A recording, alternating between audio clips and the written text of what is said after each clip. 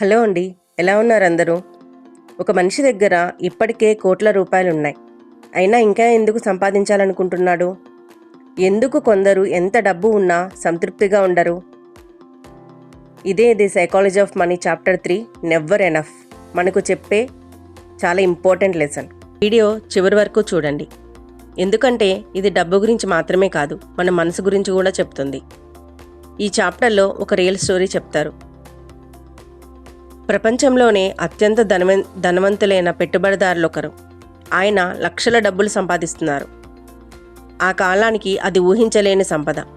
కానీ ఒక సమస్య ఉంది. ఆయనకు చాలు అనే మాట తెలియదు. అలా రిస్క్ పెంచుతూ చివరికి తన సంపదలో ఎక్కువ భాగాన్ని కోల్పోయారు. మనలో చాలామంది కూడా ఇదే తప్పు చేస్తాం.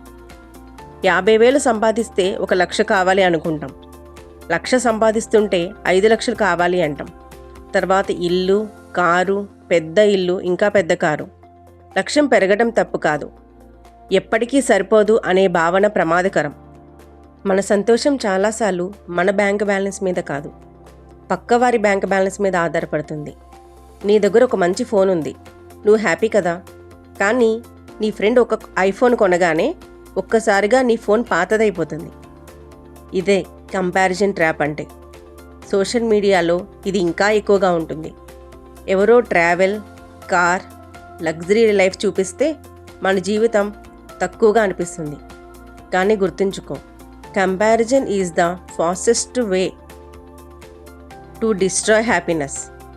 నీ ప్రయాణం నీది, వారి ప్రయాణం వారిది. అసలు ఎనఫ్ అంటే ఏమిటి? ఇదొక చాలా ఇంపార్టెంట్ క్వశ్చన్ కదా లైఫ్లో. How much is enough? చాలామందికి దీనికి సమాధానం ఉండదు. ఎందుకంటే మనం డబ్బు సంపాదించడానికి ప్లాన్ చేస్తాం, కానీ ఎప్పుడు ఆగాలి అనేది ప్లాన్ చేయం. 30,000తో కూడా సంతోషంగా ఉండొచ్చు. ఇంకొక పర్సన్ 3,00,000 సంపాదించినా టెన్షన్లోనే ఉంటాడు. అంటే సంతోషం అనేది డబ్బు కాదు. సంతోషం అంటే అవసరాలు, మనసు, సంతృప్తి. ఎనఫ్ అనేది ఒక నెంబర్ కాదు, అది ఒక నిర్ణయం. గ్రీడీనెస్ యొక్క ప్రమాదం గురించి మీకు తెలుసా? అత్యాశ మనల్ని చిన్న చిన్న తప్పులు చేస్తుంది. ఫర్ ఎగ్జాంపుల్, త్వరగా ధనవంతులు కావాలని రిస్కీ ఇన్వెస్ట్మెంట్స్ చేయడం, తెలియని స్కీమ్లో డబ్బులు పెట్టడం, లోన్స్ తీసుకుని షో ఆఫ్ చేయడం, ఎమర్జెన్సీ సేవింగ్స్ లేకుండా ఖర్చు చేయడం. మొదటి ఇవన్నీ ఎగ్జైటింగ్గా కనిపిస్తాయి, కానీ తర్వాత స్ట్రెస్, ఫియర్, లాసెస్లోకి తీసుకెళ్ళిపోతాయి. The hardest financial skill is getting the goal post to stop moving. అంటే ఇది మన లక్ష్యం ఎప్పటికీ ముందుకే పోతుంటే మనం ఎప్పటికీ సంతోషంగా ఉండలేం అని అర్థం. ఒక్కసారి ఆలోచించండి. ఒక పర్సన్ 10 సంవత్సరాల క్రితం తన కలల బైక్ కొన్నాడు. ఇప్పుడు అతని దగ్గర బైక్ ఉంది, కానీ అతను ఆనందంగా ఉన్నాడా? చాలాసార్లు లేదు అనే సమాధానమే వస్తుంది. ఎందుకంటే ఇప్పుడు అతనికి కళ అనేది కారు కాదు.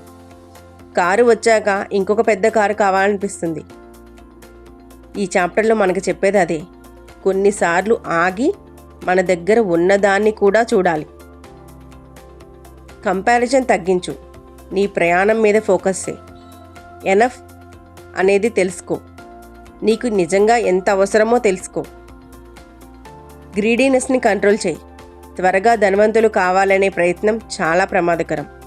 చివరిగా ఒక లైన్ గుర్తుంచుకోండి. Wealth is not about having the most, it is about needing the least.